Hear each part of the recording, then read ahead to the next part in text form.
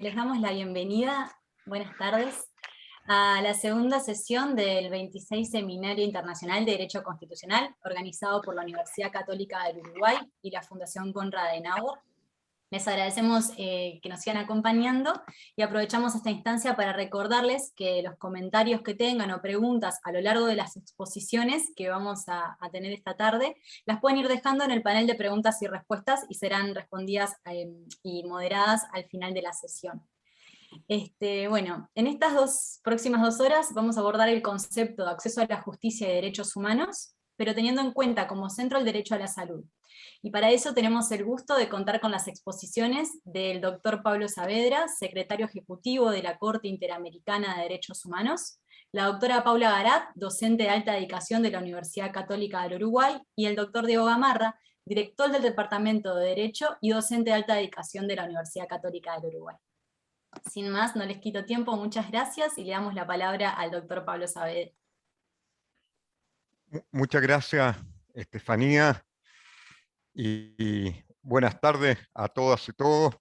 Primero, un agradecimiento a la Universidad Católica y a la Fundación Konrad Adenauer por la invitación a participar en este seminario internacional, y especialmente a Martín Rizo, como lo reconocían hoy día en la mañana, es el motor de este seminario que ya van en el número 26. Gracias, Martín, y por traernos a temas tan importantes para el debate, y en esta oportunidad el tema sobre el derecho a la salud y el acceso a la justicia en materia de salud. Yo voy a centrar mi exposición en lo que ha sido la jurisprudencia de la Corte Interamericana de Derechos Humanos en materia de salud.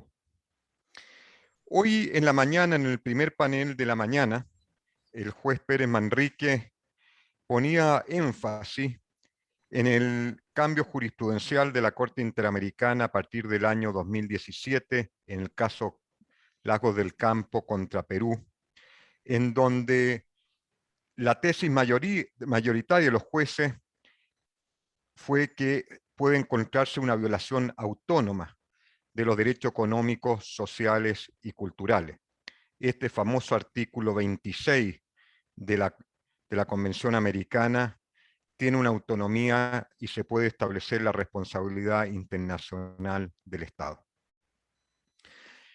Y en este contexto no voy a entrar, porque fue muy bien abordado en la mañana, sobre el debate sobre la justiciabilidad, las diferentes visiones que hay en la Corte, la mayoritaria a favor de la justiciabilidad, 2 jueces que no, y el juez Pérez Manrique a través de una justiciabilidad por conexividad, que creo que fue muy bien explicado. Pero, ¿cómo enmarcar la justiciabilidad del derecho a la salud como en el marco de los derechos económicos, sociales y culturales, y cómo esto ha sido abordado en la historia de la Corte?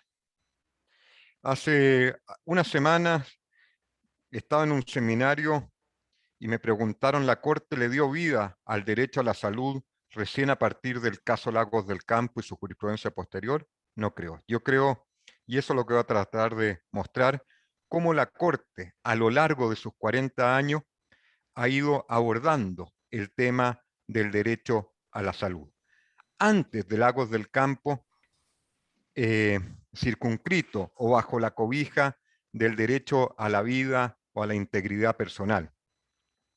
Y posteriormente ya este artículo 26 como una violación autónoma, con nombre y apellido, según lo que correspondan. Derecho a la seguridad social, medio ambiente, al agua, pero nos vamos a centrar en el tema de hoy, que es el derecho a la salud.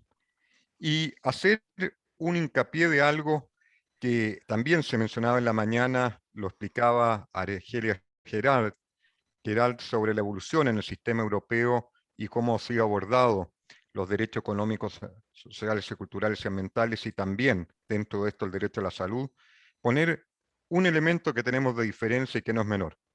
Nosotros en nuestra Convención Americana tenemos este artículo 26. Europa no lo tiene en el Convenio Europeo. Y creo que eso también es una diferencia importante para abordar. Y en este recorrido de la jurisprudencia de la Corte que va a ser, como dije, ambicioso. Por eso muchos análisis de caso van a ser muy sencillos, muy por encima, y si pues quieren en pregunta podemos abordarla. Y lo voy a enfocar en dos partes: los casos contenciosos y algo que pocas veces se trata, las medidas provisionales y el tema del derecho a la salud y al acceso a la justicia en materia de salud. Partamos en este recorrido. Cuando la Corte, como digo yo, a veces invisibilizaba el derecho a la salud o lo cobijaba bajo el derecho a la vida e integridad personal. Cuando empiezan a aparecer primeros casos o primeras reflexiones sobre la Corte donde se mencionaba la salud, prestaciones de salud, condiciones de salud indigna y empezar a construir. El primer caso para mí que me llama la atención fue el caso Saguayamaxa contra Paraguay. Es un caso, lo principal era el caso de las tierras indígenas, su derecho de la propiedad colectiva, pero este caso tenía un elemento importante que se lo trajeron a la Corte, que era la muerte de 31 miembros de la comunidad indígena en un periodo determinado de tiempo, ya sea por diarrea, tétano, neumonía, y el Estado estaba en conocimiento de estas muertes y qué la causaba. Y si ustedes se dan cuenta, las causales de esa muerte, lo que dice la Corte, estaban relacionadas con afectaciones a su salud. Y el Estado que tenía un conocimiento de este riesgo. Y la Corte estableció su responsabilidad del derecho a la vida por su deber de garantía, porque a pesar de conocer el riesgo, no tomó medidas para evitar, tratar o prevenir y curar estas afectaciones a, dice la Corte, a la vida, pero no eran en el fondo afectaciones a la salud de los miembros de las comunidades indígenas. Ahí hay un primer elemento que no deja ser menor, pero la Corte lo cobijó bajo el derecho a la vida, pero necesariamente, creo yo, si lo analizábamos, lo analizaríamos hoy en día bajo la óptica de nuevo de la nueva jurisprudencia, al menos habría una relación del artículo 26 con el artículo 4 por las causas de la muerte y el deber del Estado. Después saltamos y seguimos también en el año 2006, un caso diferente, y que la Corte toca otro tema que es importante, el caso Ximénez López contra Brasil.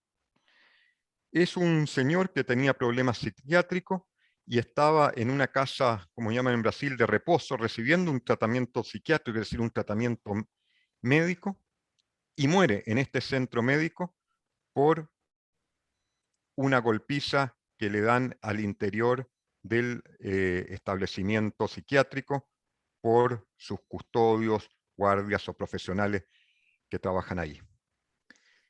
Este era un ente privado en donde el Estado le había delegado las funciones de salud a este ente privado. Y aquí un elemento que nos empieza a perseguir a lo largo de la jurisprudencia y que la Corte toca el tema, el deber del Estado de regular y fiscalizar que tienen los Estados respecto a los establecimientos de salud o que ya sea independientemente sean de carácter público o privado. Y miren lo que dice la Corte en relación a las personas que se encuentran recibiendo atención médica, y dado que la salud es un bien público cuya protección está a cargo del Estado, tiene la obligación que terceros que interfieran indebidamente en el gozo de los derechos a la vida e integridad personal, el Estado tenga los mecanismos para regular y fiscalizar. Creo que esto es algo que lo vamos a empezar, se vienen los primeros esbozos y se empieza a edificar con otras jurisprudencia posterior. Llamo la atención de esto. Persona en un establecimiento médico, recibiendo un tratamiento médico, en este caso psiquiátrico, y que muere como consecuencia de una golpiza. Y la Corte resalta el rol y el deber que tiene el Estado de fiscalizar los centros de salud. Sigamos en esta evolución y quiero tocar dos casos más, 2007 y 2013. Dos casos contra Ecuador, el caso Albán Cornejo contra Ecuador y Suárez Peralta contra Ecuador. ¿Qué tienen en común estos dos casos, si bien uno del 2007 y otro del 2013? Otro tema que aborda la Corte, malpractice médica. Miren el tema que estamos hablando, que la Corte va a encontrar a la larga responsabilidad internacional del Estado, en uno por afectación al derecho a la vida y en el otro por el derecho a la integridad personal. Pero la malpraxis médica, ¿a qué afecta? Es derecho a la salud. La Corte no lo tocó como derecho a la salud. Como digo, lo cobijó en un caso bajo integridad personal y en el otro bajo el derecho a la vida. Y miren lo que dice la Corte, y aquí lo leo textualmente. La Corte indicó que el derecho a la integridad personal está directa e indirectamente vinculado a la atención de la salud humana, de forma que la protección al derecho a la integridad personal supone la regulación de los servicios de salud en el ámbito interno. Nuevamente aquí vemos claramente que la Corte lleva el derecho a la salud, lo cobija bajo el derecho a la integridad personal. Y vuelve a tocar lo que habíamos visto en el caso anterior, esto eran centros, uno privado y el otro público, el deber de control y vigilancia que tiene el Estado sobre los centros de salud. Y otro elemento que analiza la Corte en relación con el acceso a la justicia, que en el caso de afectarse la vida e integridad de las personas, tienen que haber tipos penales adecuados en el ordenamiento jurídico interno. En este caso, para ver los casos de malpractice médica. Llamo la atención cómo vamos edificando y elementos del derecho a la salud, que no lo nombramos propiamente tal, dándole una autonomía, pero cómo va en esta evolución. Después quiero saltar año 2015. Caso muy conocido, González Llull contra Ecuador. Es el caso de una niñita de 2 años que recibe una transfusión de sangre en Ecuador, país donde los bancos de sangre habían sido delegados por el Estado a la Cruz Roja. Esa sangre no tuvo los controles adecuados y a los 2 años fue contagiada con VIH. Ese es el caso de, en grosso modo, el caso González Llull y los hechos, y a partir de ese entonces la Corte entra en análisis cómo fue la afectación y la discriminación que se le produjo a esta niñita a lo largo de su vida por tener VIH, y por otro lado hace la Corte un análisis sobre el impacto que tuvo esto en su salud y la falta de respuesta adecuada del Estado sobre el particular. Esta es la primera vez, y llamo la atención, que la Corte hace un análisis sobre si el Estado había garantizado o no una asistencia sanitaria a la víctima en el marco de su derecho a la integridad de la vida, pero conforme a estos parámetros. Y aquí la Corte se va a los mecanismos y al Comité de Derechos Humanos de Naciones Unidas sobre los parámetros de disponibilidad, accesibilidad, aceptabilidad y calidad de los servicios, los artículos e instalaciones donde se dan las prestaciones de salud. También hace un análisis de la Corte que es muy interesante sobre el acceso a los medicamentos como una forma indispensable para el gozo y el disfrute del derecho a la salud. Y en este caso era el acceso a la retroviral, que era accesible, que el Estado lo debía proveer o no a la víctima. Y hace otro enfoque que llama la atención, pero todo esto bajo el concepto de integridad personal, que las personas que viven con VIH necesitan un enfoque integral para tratar su salud. ¿Y qué significa esto? Con prevención, tratamiento, atención y apoyo. Voy llamando la atención y después la Corte en este caso establece la responsabilidad internacional del Estado por la afectación al derecho a la integridad personal de González Llull. Ahí es interesante, esto es el 2016, donde se empiezan a ver votos disidentes. Fue una votación, si mal no recuerdo, 4-3, donde la Corte dice, una minoría de jueces sobre el acceso o el derecho a la salud debería haberse tratado de una manera autónoma. Ahí uno empieza ya a visualizar el debate interno de una manera clara que hay en la Corte, porque hasta antes de este caso, González Llull, yo creo que este debate y estos elementos que le he ido mostrando a lo largo de la jurisprudencia no habían sido un gran objeto de debate por parte de los jueces y quedaba reflejado al exterior.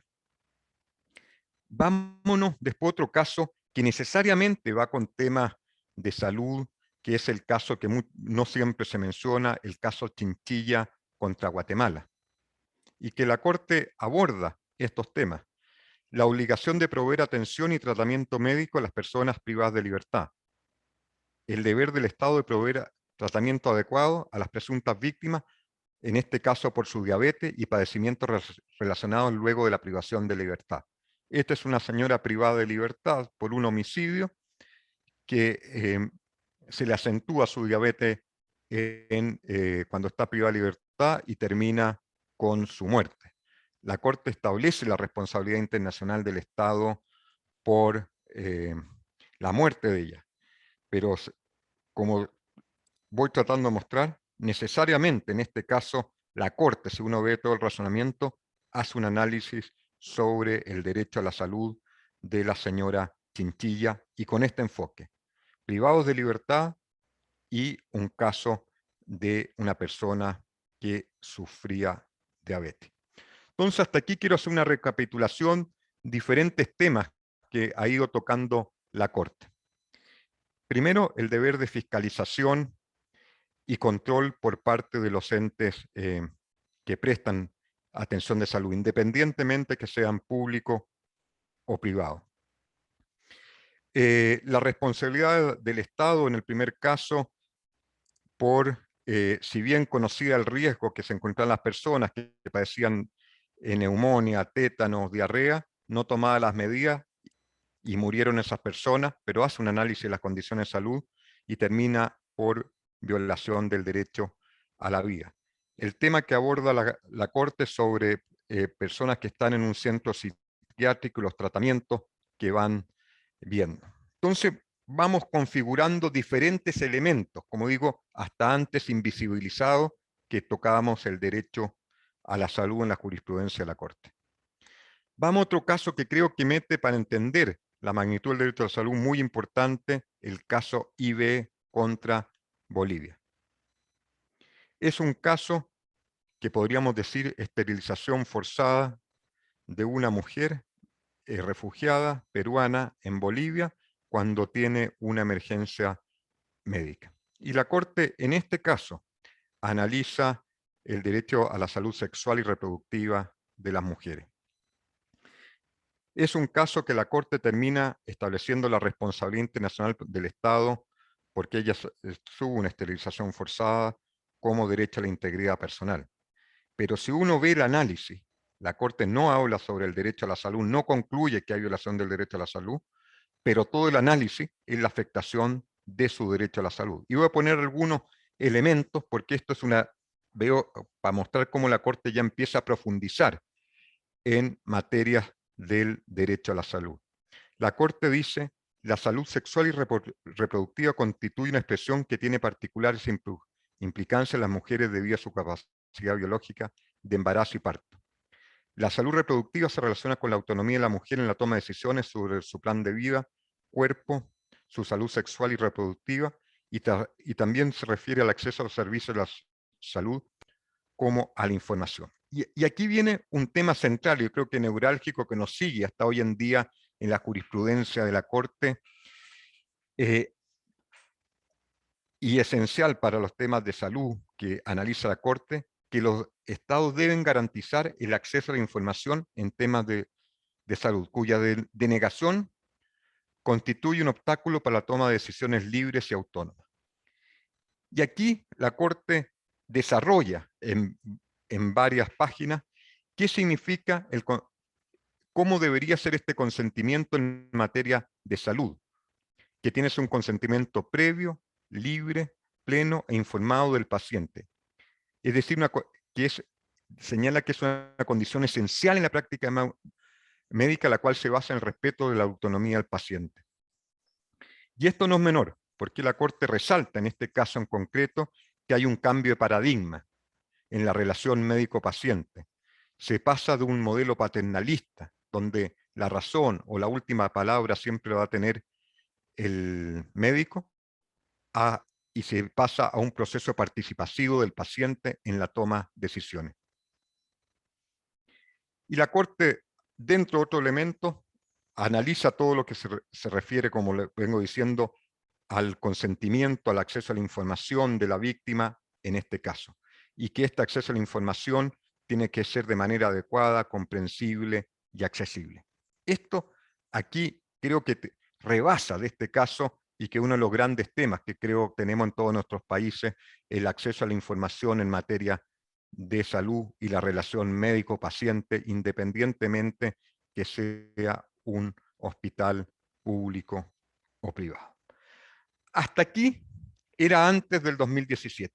Todo esto que les he contado hasta ahora, antes del famoso caso Lagos del Campo, donde la Corte empieza a declarar de manera autónoma el derecho a la salud.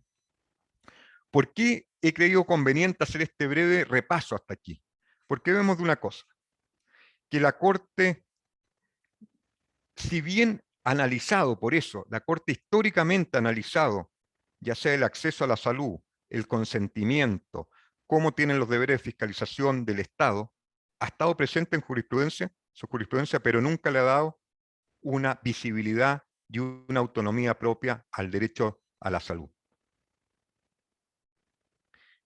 Y creo que es uno de los, como se puede ver en la mañana, uno de los temas centrales hoy en día en nuestras sociedades, ser claro sobre el derecho a la salud, que es un derecho humano.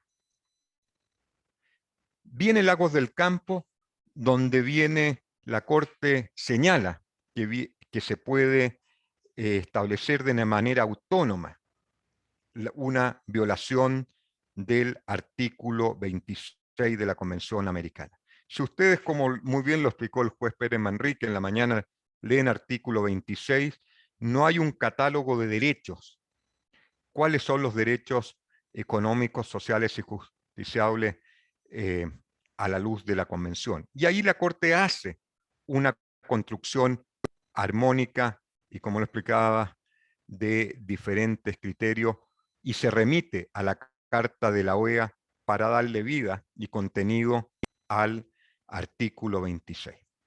Y el primer caso relacionado con materia de salud, y que me voy a referir, que llega a la Corte después de Lagos del Campo, fue el caso Poblete Vilches contra Chile el 2018. Lagos del Campo fue el 2017, este el 2018. Primer caso ya con el cambio jurisprudencial. Y la Corte señala respecto al derecho a la salud que este se deriva de los artículos 34 y 45 de la Carta de la OEA, y estableció algo que es importante, que el artículo 26 lleva dos tipos de obligaciones, que era un debate que tenía siempre la doctrina en el interior de la Corte: obligaciones con carácter progresivo, pero también conllevan obligaciones de carácter inmediato. Y dentro de esta adopción de carácter, en este caso que era una emergencia médica de un adulto mayor que terminó con su muerte, dice que este caso hace un análisis y determina la responsabilidad internacional de Chile por el derecho del artículo 26 en su dimensión del derecho a la salud. En este caso, ya la Corte empieza directamente a hablar del derecho a la salud y se desarrollan importantes estándares respecto a las prestaciones médicas de urgencia y respecto a las obligaciones de los estados en relación con personas mayores en lo que respecta a la salud. Y también señala algo que es importante, retomando este caso IB, empieza a hablar del consentimiento informado. La importancia del consentimiento informado y el acceso a la información, ya sea para el paciente y cuando éste no puede tomar decisiones para sus familiares. Después viene otro caso más reciente, que es el 2019, el caso Cusculpi-Varal contra Guatemala. Aquí la Corte, desde mi perspectiva, afina más todavía los criterios para establecer la responsabilidad internacional del Estado y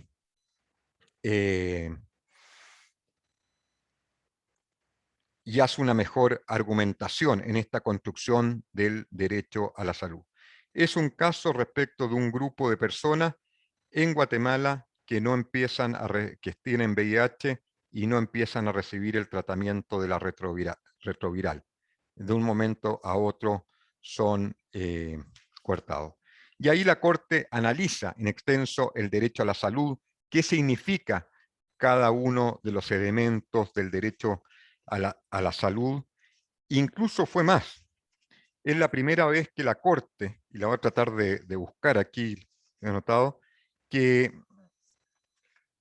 se acerca a definir y define qué entiende por el derecho a la salud.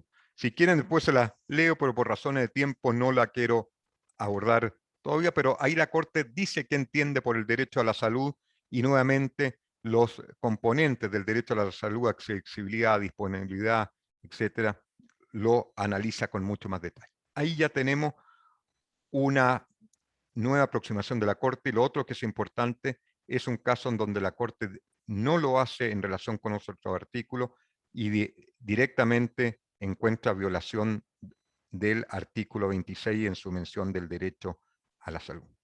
Posteriormente tenemos un caso recientemente notificado, el caso Huachalá Chimbo contra Ecuador, que también es un caso de una persona que es internada en un centro psiquiátrico y desaparece del centro psiquiátrico hasta el día. Es un caso de desaparición de una persona, pero que la Corte nuevamente hace un análisis desde una perspectiva, uno de los análisis del derecho a la salud, el derecho a la información, el acceso a la información a los familiares. Esto es un repaso muy general de la jurisprudencia de la Corte en casos contenciosos. Dos conclusiones antes de entrar a algo que quiero decir sobre medidas provisionales. Creo que los temas de salud han estado presentes en la jurisprudencia de la Corte mucho antes de Lagos del Campo. Antes, como decimos, estaban cobijados bajo el derecho a la vida o integridad personal y no le dábamos una autonomía propia y una dimensión propia. Yo soy de los que creo que la Corte tiene las facultades, además de las que hoy día explicaba el juez Pérez Manrique, por otros motivos, para declarar autonomía del derecho a los derechos económicos, sociales y culturales de manera autónoma. Si uno hace esta lectura, que le he empezado desde el año 2006 con Saguayamaxa hasta los últimos casos, puede de todos estos casos construir y tomar ciertos elementos para configurar una jurisprudencia más o menos consolidada respecto del derecho a la salud, a la luz de las problemáticas que se le están presentando. Y lo dejo hasta ahí, que por razón de tiempo me quiero abordar temas de medidas provisionales. Y que es algo novedoso. ¿Puede ser el derecho a la salud objeto de medidas provisionales? Medidas provisionales son aquellos casos de gravedad, urgencia, estamos ante la presencia de un daño irreparable. ¿Puede la Corte tomar algún tipo de medida? No es caso contencioso, estas medidas urgentes, y desde mi perspectiva creo que la Corte lo está haciendo. Y lo voy a explicar dos casos que hemos tenido. Uno de medidas provisionales y otra bajo el concepto de supervisión reforzada.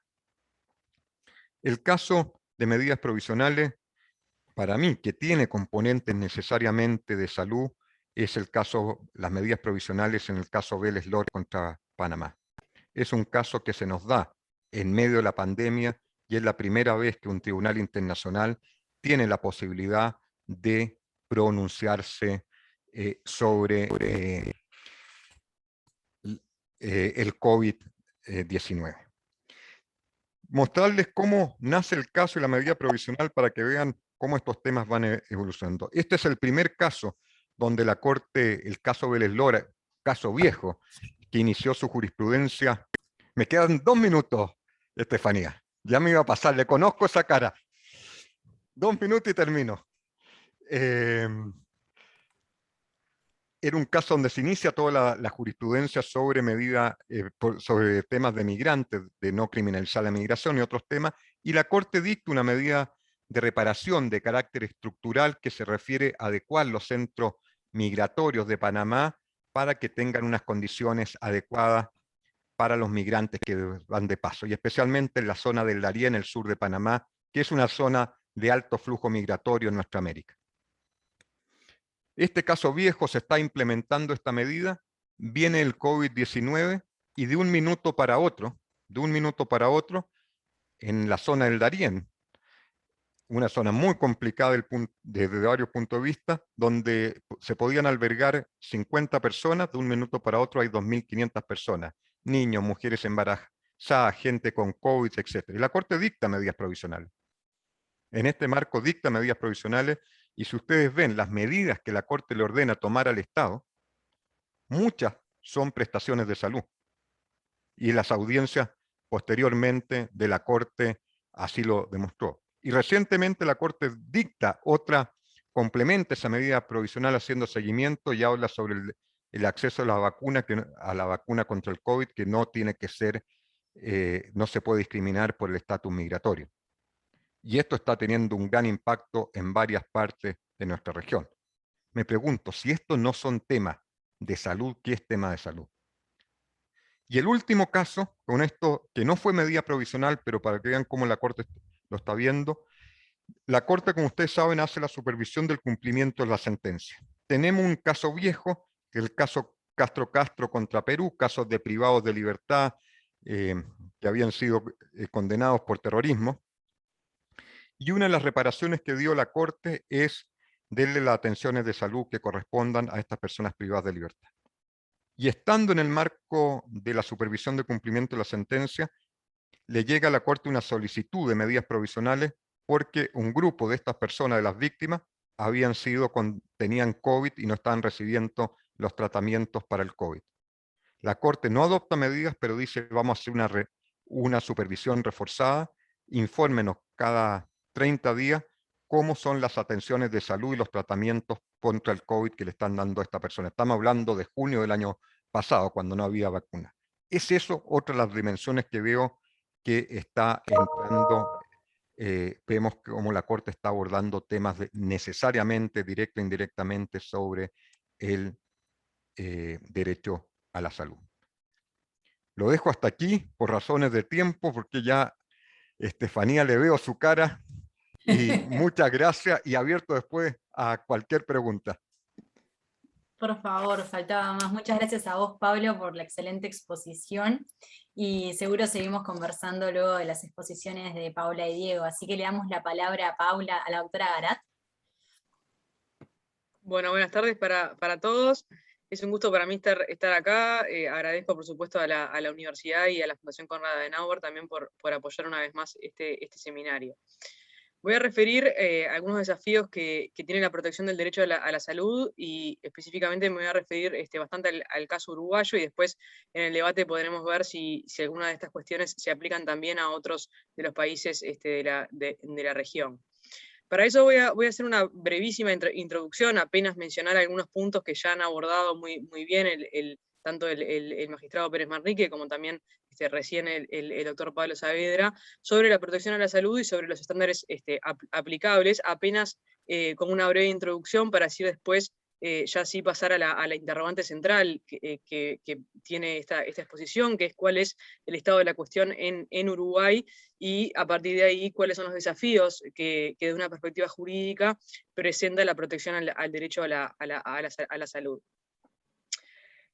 Como dije, la introducción es muy breve porque justamente ya ha sido abordado mayormente por Pérez Manrique y también recién por el profesor Saavedra. Sí voy a destacar dos aspectos. Primero, bueno, lo que ya han dicho de la evolución en la protección de los DESCA, sobre todo en su justiciabilidad directa y en materia de salud, a partir de los casos que recién mencionó Pablo Saavedra. Menciono específicamente los casos, por ejemplo, el de Suárez Peralta contra Ecuador, en el que se aborda a la salud bajo el marco de la vida y la integridad, y más especialmente el que mencionó Pablo también de Paulette Viches contra Chile, del año 2018, ya en una protección autónoma y a través del artículo 26 de la Convención. También la salud, pero ya vinculada con otros derechos, por ejemplo, con la protección de la seguridad social, también es abordada en este marco, por ejemplo, en el caso Muelle Flores contra Perú del año 2019. Sin dudas, creo que esta evolución y esta justiciabilidad directa la menciono como introducción porque creo que repercute también en los ámbitos internos, y creo que en el análisis posterior también va a repercutir. La segunda cuestión que menciono en esta introducción es, bueno, la mención a los estándares aplicables en materia de salud. Creo que mayormente, y sintetizando también lo que acaba de exponer Saavedra, creo que se pueden dividir en tres aspectos. En primero, un deber de los estados de establecer un marco normativo adecuado y que asegure un mínimo de garantías de este derecho. El segundo, la necesidad de dotar a los servicios de un estándar de disponibilidad y calidad conforme a la tutela de la salud de los sujetos. Ahí creo que hoy en día tendremos que agregar también la accesibilidad para todos, y sobre todo en el marco del principio de igualdad a los recursos disponibles, hoy a las vacunas, pero también a otros tratamientos, entre otros. Y por último, la obligación de efectuar una inspección, vigilancia y control de la prestación de los servicios de salud, y como mencionaba recién Pablo Saavedra, tanto de los servicios públicos como también en algunos casos de las instituciones privadas. Esto como breve introducción al tema, pero como dije, la interrogante central es, bueno, ¿cuál es el estado de la cuestión en Uruguay? Y ahí me voy a referir a una perspectiva jurídica, pero voy a dejar de lado otras perspectivas que también inciden en la esfera práctica, en la protección de la salud, y tampoco voy a ingresar en la disposición constitucional aplicable, que sí va a analizar luego más pormenorizadamente Diego Gamarra. Voy a referirme a aspectos generales que hacen a la protección jurídica y los estándares aplicables y que recién he mencionado. Y para eso voy a dar tres datos o tres constataciones. El primer dato tiene que ver con una investigación sobre el razonamiento constitucional que está en curso, es el proyecto CORE, el proyecto Constitutional Reasoning in Latinoamérica, que es liderado por la profesora Joanna Folick de la Universidad de San Francisco de Quito, y también es apoyado por la Fundación Konrad Adenauer. En el marco de ese proceso que está en curso, está en las etapas finales, analizamos junto con Ana Luisa Walter las 40 sentencias sobre inconstitucionalidad más significativas de la Suprema Corte de Justicia de Uruguay, desde sus orígenes y hasta el año 2019. Uno de los indicadores a analizar en esas sentencias es si se hacía referencia a los DESCA, y de las 40 sentencias, únicamente 13 contienen mención a temas de DESCA, y lo que es más llamativo aún es que desde el año 2010 únicamente una se relaciona con esta temática, que justamente es sobre salud, la sentencia 369 del año 2016. Creo que eso ya da cuenta en una primera constatación o un primer dato de la falta de abordaje de esta temática de la salud en la jurisprudencia, al menos en la jurisprudencia de la Suprema Corte de Justicia de Uruguay, en el marco de las sentencias sobre control de constitucionalidad de las leyes. El segundo dato, y que creo que complementa el anterior, tiene que ver con la acción de amparo. Un poco antes, antes de comenzar, justamente referíamos a este punto con el profesor Saavedra. La acción de amparo es el mecanismo uruguayo que debiera ser el mecanismo sencillo, rápido y efectivo, en los términos del artículo 25 de la Convención Americana de Derechos Humanos. En materia de salud, y luego de algunos años, sí funciona, y sí es tal para los casos en los que se reclama un medicamento de alto costo. que no voy a ingresar en la temática tampoco, porque creo que lo va a hacer el profesor Gamarra, pero mi pregunta es, ¿y en los demás casos qué sucede? Y lo que comentábamos es que en los demás casos o bien directamente no se presentan las acciones, o en su generalidad son rechazados por un problema formal, basado en los requisitos legales que se exigen para su continuidad. Por ejemplo, en un tema de caducidad, en un tema de que hay otros medios, o se entiende que hay otros medios que aún no están agotados previo a recurrir a la acción de amparo, o en un tema de la interpretación del requisito de que de legitimidad manifiesta que se exige en el marco de la ley de amparo. Esto da cuenta de un segundo problema, que bueno, hace a la escasez de abordaje de los temas por la jurisprudencia uruguaya. Y a esto agrego una tercera cuestión, que es un poco la interrogante de cómo se analiza un caso de este tipo, en el que está involucrado el derecho a la salud. Y para eso me baso tanto a nivel jurisprudencial, con los pocos casos que hay, pero sobre todo en general, en la discusión que de estos temas hay, y muchos recientemente, sobre todo en las medidas vinculadas a la pandemia por el COVID. La pregunta es, ¿se toman en cuenta los parámetros, principios, herramientas generalmente utilizadas internacionalmente para analizar y resolver estos casos? Me refiero principalmente o mayormente a tres puntos. Por un lado, si se toman en cuenta la diferenciación entre las reglas y principios que son aplicables, y en eso la directriz de preferencia. Por otro lado, si se toman en cuenta, por ejemplo, postulados como el principio de proporcionalidad o la ponderación para resolver estos casos.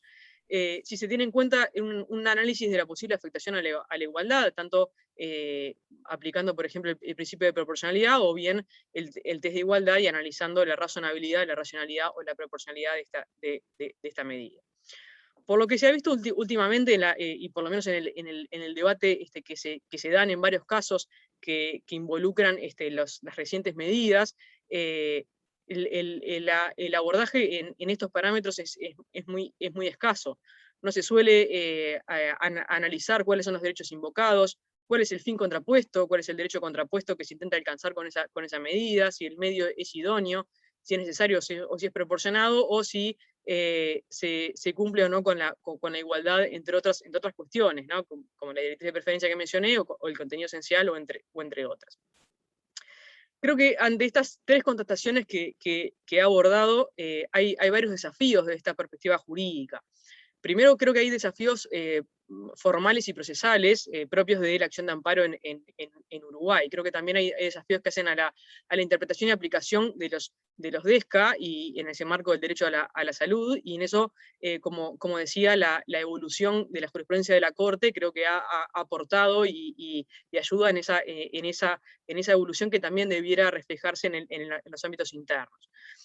Creo que también hay desafíos correspondientes a la realización de un control de convencionalidad en lo que tiene que ver con la consideración y constatación de los estándares que ha desarrollado la Corte Interamericana en esta materia, y bueno, en eso, al considerar todos los casos que el profesor Saavedra ya ha mencionado, y los estándares aplicables en cada uno de los casos, dependiendo de los hechos y de la temática.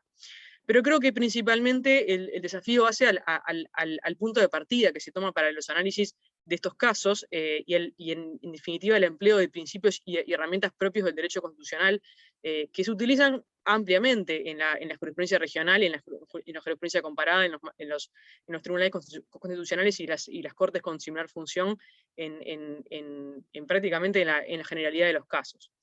Y en eso les propongo ver un ejemplo. En Uruguay y en otros países, supongo que también, se presentó la discusión de si puede un empleador o el titular de un establecimiento verificar y por tanto solicitar si los empleados, las personas con las que va a contratar, o los terceros que ingresan al establecimiento, están vacunados o no lo están. Ante lo anterior, muchos, y por lo menos en la discusión jurídica, alegan que es un punto que no está regulado. En estos días, y teniendo una conversación con este tema con otra persona, advertí que hay un caso similar en el cual también se solicita datos de salud a este tipo de personas, por ejemplo, el propio carnet de salud, Y la respuesta fue que ese caso está regulado expresamente, que es posible solicitarlo porque justamente hay una regla que así lo permite, pero que en el caso de las vacunas no la hay, ¿no? Y entonces por ese motivo no se podría solicitar. Creo que el análisis de estos supuestos, y sobre todo los que tienen que ver con la discusión sobre las potestades del empleador en este marco, ha partido considerando a una de las partes, ¿no? Considerando que las vacunas y en Uruguay no son obligatorias, que bueno, hay consecuentemente una libertad de vacunarse y no vacunarse, que está el derecho a la intimidad, pero yo creo que ese punto de partida le falta partir justamente del derecho constitucional en su conjunto, de ver el otro lado de la cuestión, ¿no? de cuáles son los derechos y los fines legítimos que se buscan del otro lado, y justamente luego ver cómo se resuelve ese conflicto que se presenta. Esto me recuerda un caso que invoca Robert Alexy y que refiere al caso Luz del Tribunal Constitucional Federal Alemán, que es un caso del año 1958, o sea, hace más de 60 años, al que no voy a referir a los hechos del caso, pero sí que en definitiva lo que importa de eso es que el Tribunal de Hamburgo, basado en una interpretación del Código Civil, llegó a una determinada conclusión en el caso, y cuando el caso llegó al Tribunal Constitucional Federal Alemán, el tribunal tuvo otro punto de partida. Consideró, primero que nada, cuáles eran los derechos que estaban involucrados en el caso. Consideró que la libertad de expresión estaba en juego en ese caso, y en definitiva recurrió a una ponderación y llegó a la conclusión contraria. Creo que en estos casos, y ante las respuestas dadas generalmente en la discusión jurídica que se ha dado, lo que cabe preguntar es, bueno, si se está considerando la aplicación de la Constitución, si se están considerando todos los derechos y principios que están involucrados, y si realmente necesitamos siempre una regulación de índole legal o de otra índole para resolver un caso concreto en el cual se nos presenta un conflicto de derechos. Creo que lo anterior pone en evidencia ese tercer dato, esa tercera constatación que ha advertido, al menos en Uruguay es muy poco frecuente analizar un caso con el punto de partida que a mi juicio debe tener, es decir, primero preguntarse qué derechos están involucrados por una parte, luego cuál es el derecho o fin contrapuesto que se pretende alcanzar con esa medida, y bueno, tercero, cómo se resuelve este conflicto, y así recurrir a los postulados y a los principios que se utilizan para resolver este tipo de conflictos por excelencia y por utilización mayormente empleada en los tribunales regionales y comparados en definitiva, el principio de proporcionalidad, es decir, preguntarse sobre la idoneidad, la necesidad y la ponderación de la medida. El principio de proporcionalidad sirve tanto para analizar la constitucionalidad de una ley que en sentido general y que con aplicación general limite un derecho, por ejemplo, y en este marco, bueno, las leyes que establecen cuarentenas o las que prohíben o limitan determinado tipo de reuniones, pero también sirve para analizar un caso concreto en el que no necesariamente tenemos una regla aplicable, sino que se trata de aplicar principios.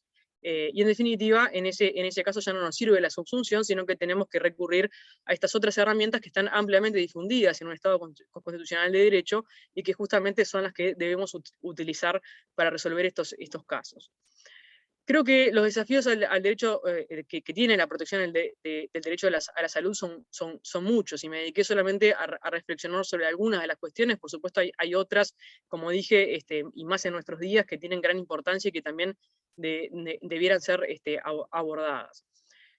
Más allá de algunos puntos que me parecen verdaderamente trascendentes y que he señalado, creo que, como dije, el principal desafío que hay hoy en día para analizar los casos que se presentan y verdaderamente proteger a la salud y los derechos involucrados, todos en mayor medida, es cambiar ese punto de partida y es adoptar un punto que se base en los postulados propios del derecho constitucional actual. Ello tanto para los ejemplos que he mencionado muy sintéticamente, pero también para cualquier otro que se nos presente y que debamos analizar jurídicamente como un conflicto entre derechos. De lo contrario, en mi opinión, creo que la verdadera protección al derecho a la salud se seguirá viendo cuestionada en la práctica, y especialmente no tendrá un horizonte claro para responder a la interrogante de cómo se resolvemos estos casos que hoy en día y que en materia de salud son muchos y muy variados. Bueno, por acá termino, muchas gracias.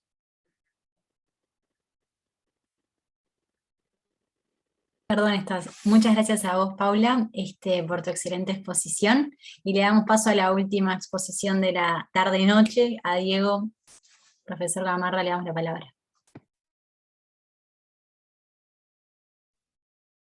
Bueno, muchas gracias. Buenas tardes a todos. Es un verdadero gusto formar parte de esta mesa en la 26ª edición del Seminario Internacional de Derecho Constitucional, que desde hace tiempo y con éxito que organiza la Universidad Católica con la Fundación Konrad Adenauer y que constituye un evento de verdadera importancia en la materia. Así que es un honor poder formar parte. El tema que se me encomendó abordar es el de los desafíos de la protección de la salud, y para desarrollarlo voy a considerar fundamentalmente 2 puntos que en realidad no están demasiado relacionados entre ellos, pero bueno, así salió la cosa. En primer lugar, voy a referirme a la protección de la salud en la Constitución uruguaya. Creo que es importante introductoriamente partir de las disposiciones relevantes y su interpretación, y considerando, bueno, el contundente desarrollo realizado la mañana de hoy, también por el profesor Saavedra y referido también por Paula, de los instrumentos de derecho internacional y la jurisprudencia de la Corte Interamericana, me parece que puede resultar útil realizar un aporte complementario que ponga el foco en la Constitución uruguaya. Y en segundo lugar voy a plantear muy escuetamente algunos desafíos en diferentes niveles, algunos de ellos persistentes, como la problemática de la financiación de los derechos, y otros visibilizados especialmente a partir de la pandemia, relacionados con las situaciones de emergencia y el carácter transfronterizo de cierto tipo de amenazas a la salud, que bueno, ahora nos resultan muy familiares. Bueno, empecemos por presentar entonces el tratamiento de la salud como bien protegido en la Constitución uruguaya. Como es ampliamente conocido, los derechos humanos como derechos morales ligados a la noción de dignidad humana suelen consignarse formalmente en diferentes fuentes, internacionales, en declaraciones y convenciones, y nacionales, fundamentalmente en las constituciones. Y de esa pluralidad de fuentes se siguen incidencias en lo que refiere a la interpretación de las disposiciones en ambos niveles, potenciales conflictos, y también consecuencias desde el punto de vista institucional en lo que refiere a las potestades de los diferentes sujetos y órganos, insisto, internacionales y nacionales, para realizar controles de convencionalidad y de constitucionalidad de los actos jurídicos de derecho interno en defensa de los derechos, y discusiones desde el punto de vista, o desde la mirada democrática, sobre la deferencia que corresponde reconocer por la Corte a los Estados al ejercerse función jurisdiccional regional, fundamentalmente a través del reconocimiento de un mayor o menor margen de apreciación nacional, o por tribunales o jueces constitucionales, en este caso respecto del legislador en el plano interno, al ejercerse función jurisdiccional en lo doméstico. Por las razones que adelanté, propongo desarrollar en esta presentación un análisis de la regulación de la salud como bien protegido bajo la Constitución uruguaya. Por eso toda esta salvedad introductoria, ¿no? Más allá de una necesaria consideración del derecho internacional en la tarea, insisto que la propuesta mía es de interpretación con foco en la Constitución, sin desarrollar todas las posibles consecuencias que vienen y que acabo de mencionar a partir de la interrelación entre los 2 niveles, convencional y constitucional. Mi aporte pretende ser modesto, no completo, pero útil, creo, para completar el elenco de materiales jurídicos relevantes cuando hay un supuesto de afectación del bien salud en Uruguay. Y bien, es interesante hacerlo en este caso porque la Constitución uruguaya es peculiar, ¿no?, en la materia del tratamiento de la salud, y lo primero que es importante apuntar es que no se refiere específicamente en ninguna disposición a la salud como un derecho. Entonces es necesario atender a los distintos preceptos constitucionales que refieren el tema para identificar casos en los que se concibe la salud como una meta de bienestar colectivo, la salud pública, y las veces en que se considera como un bien individual, diferenciando a su vez en estos casos los supuestos en los que se confiere a los individuos propiamente algún derecho, de los casos en los que se establece a su respecto un deber, insisto, peculiar, pero lo hay, indicando sus respectivos alcances. El artículo 7 de la Constitución establece el derecho a ser protegido en el goce de una serie de bienes, es un artículo medular en el sistema constitucional de derechos, y entre ellos se incluye el derecho a la vida. No se menciona concretamente a la salud, pero es posible considerar que la tutela de la vida la comprende, como también mencionaba Saavedra en las construcciones que con anterioridad hacía la Corte Interamericana, ¿no? Eso, bueno, el entendido de la preservación de la salud supone a su vez proteger la vida como tal. El supuesto de afectaciones que la comprometen o mortales es muy evidente, pero en todos los casos proteger una vida de cierta calidad. Así que por eso puede de alguna manera describirse. Pero lo que hasta aquí se dice es muy poco por la vaguedad de la construcción, ¿no? Pero la regulación constitucional de la salud tiene un tratamiento puntual en el artículo 44, que viene a especificar la manera en la que el ordenamiento constitucional protege a la salud.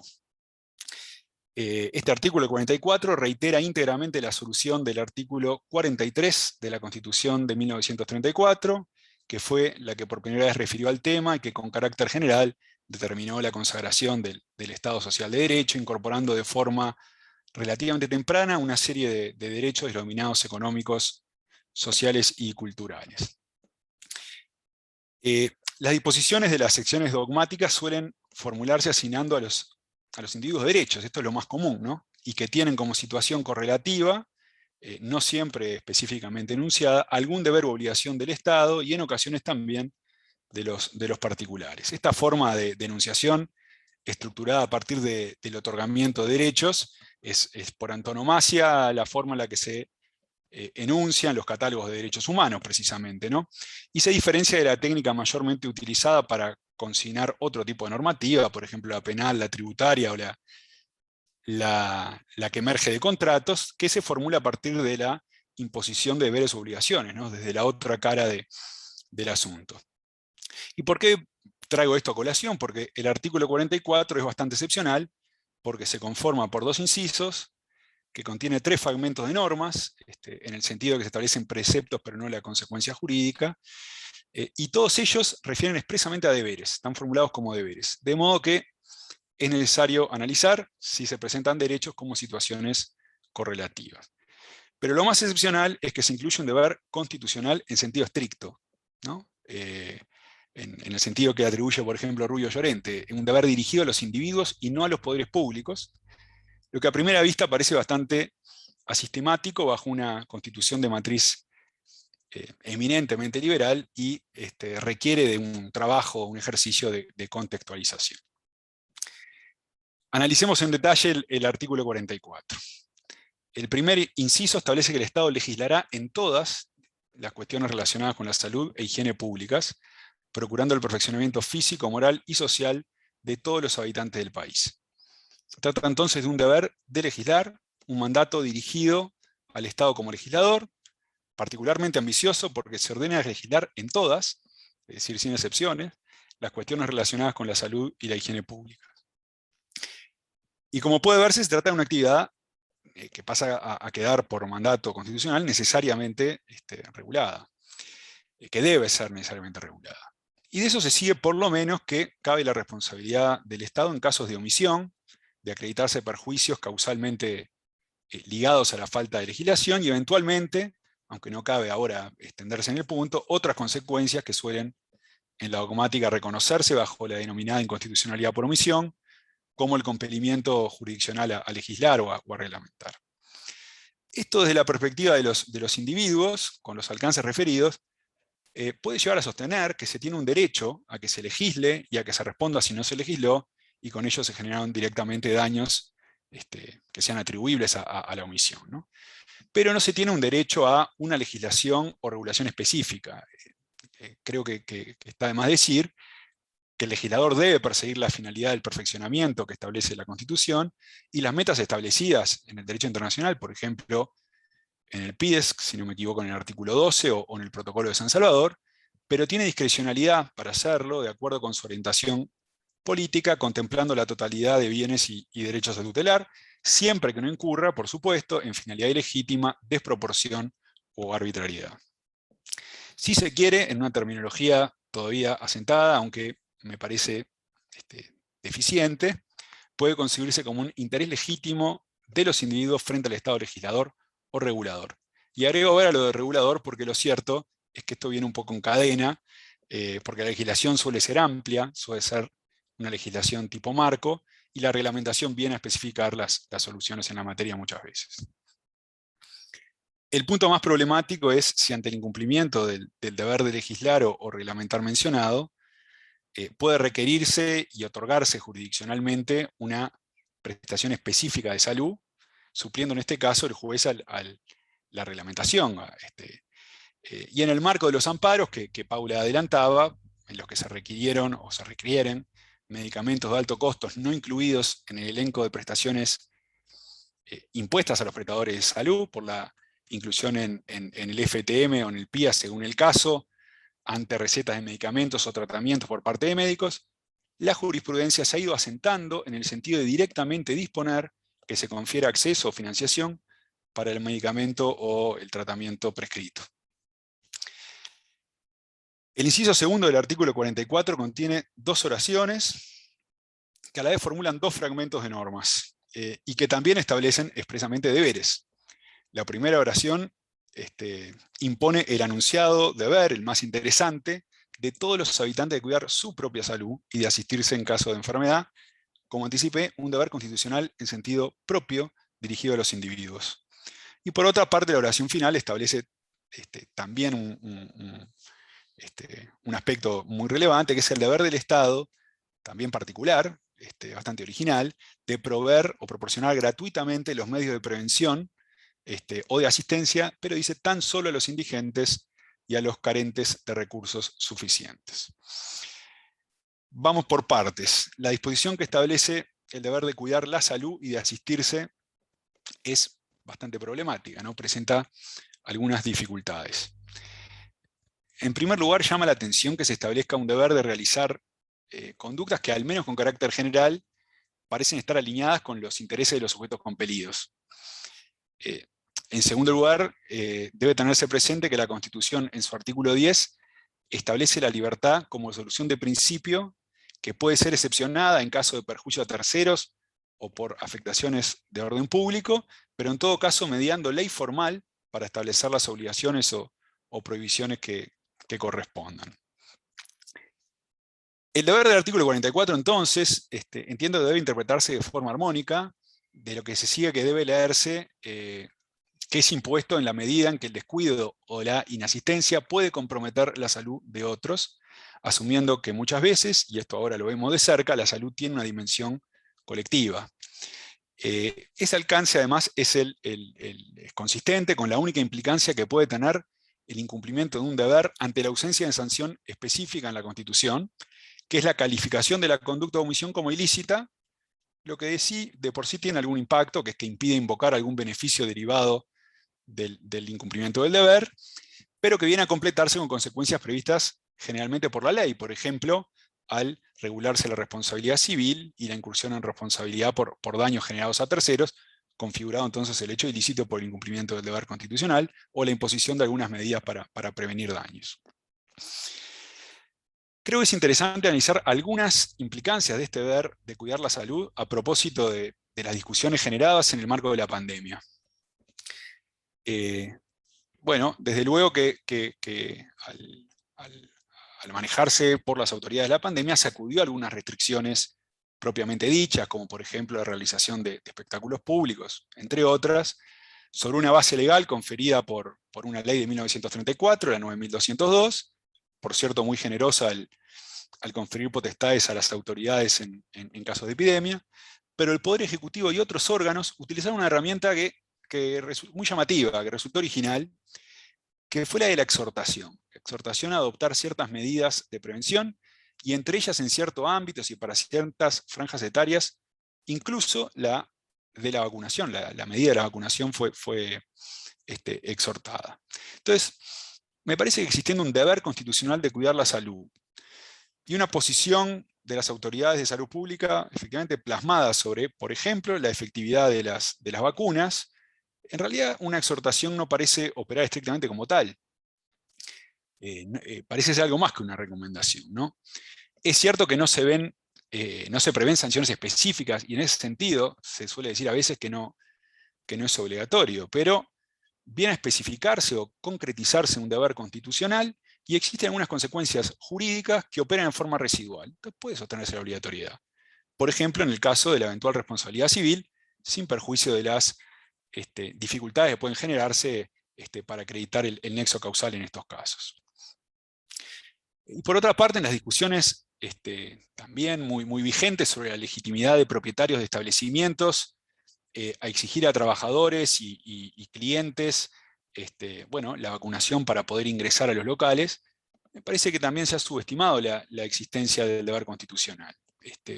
Además del análisis del tópico de la libertad de empresa y el derecho a admisión, bueno, derecho a la libertad o la intimidad por otro lado, o el deber de preservar la salud de trabajadores o consumidores, no me parece trivial afirmar que quien pretende ingresar a un establecimiento funda su pretensión en el incumplimiento de un deber propio sentado por la Constitución, pero dotado de contenido por la reglamentación. Bueno, resta considerar un último punto relacionado con este deber de cuidar la propia salud. Me parece notorio que no puede tenerse, en realidad es notorio, un derecho y un deber sobre una misma cosa. Es decir, que si un sujeto está obligado a hacer o no hacer algo, entonces obviamente no tiene facultad para determinarlo. Y si sostiene que existe algún derecho a la protección de la salud, con base en el artículo 7, en el inciso primero del 44, o en la última oración del segundo inciso del 44, que todo fue anunciado pero queda por desarrollar, es necesario hacer un trabajo de identificarlo y distinguirlo del ámbito material de aplicación de la situación de deber. Bajo el artículo 44, inciso primero, como decía hace unos minutos, es posible postular la existencia de un derecho a que razonablemente se legisle o reglamente sobre todas las cuestiones de salud e higiene de forma exhaustiva, ¿no? Así es lo que la Constitución mandata. Y esta situación, que califiqué como eventual derecho, bueno, en la terminología tradicional decía, es de las que se considera de interés legítimo, que en puridad no es otra cosa que un derecho, solo hay que hacer igualitaria y razonablemente considerado, y no sin más a una prestación o solución concreta. Por último, sí es necesario referir, y es un aspecto central, al inciso final del artículo 44 en su oración final, que fue quedando postergado en el análisis. En este caso, sin dudas, es posible identificar un derecho a la provisión gratuita de medios de prevención y asistencia, pero tan solo para los sujetos indigentes o carentes de recursos suficientes. Y eso es claro que es así porque opera como contrapartida de un deber expreso del Estado de proporcionarlos en tales casos, ¿no? Así es como está formulado. Dos comentarios sobre este precepto. El primero es que el enunciado dice que el Estado prestará gratuitamente los medios tan solo, es decir, únicamente a los carentes de recursos e indigentes, y eso hace necesario pronunciarse sobre la legitimidad de soluciones a través de actos infraconstitucionales que establezcan subsidios o incluso prestaciones gratuitas, en puridad gratuitas porque no tiene una contraprestación, pero con plena financiación pública, más allá de esos casos. Bueno, la interpretación que me parece más adecuada, diría que bastante clara en este caso, es la que conduce a interpretar que se establece el deber de gratuidad únicamente en esos casos, pero sin desmedro de la facultad de establecer situaciones de gratuidad, de subsidio en otros casos más allá de los referidos. Y el segundo punto a considerar, que sí es más controversial, es el del alcance del derecho a la asistencia gratuita constitucionalmente comprometida, que ha sido objeto de intensos debates en los últimos años, diría en la última década ya prácticamente, en el marco de los mencionados amparos sobre medicamentos de alto costo, ¿no? Entonces, ahí es donde tenemos que preguntarnos, hay un derecho subjetivo perfecto a la gratuidad de la asistencia. Ahora, esa asistencia es una asistencia que tiene algunos límites, está delimitada, o tengo derecho a cualquier tipo de prestación independientemente de cualquier consideración posible. ¿Existe un derecho a exigir al Estado la mejor prestación posible, la de mayor avanzada independientemente de su costo?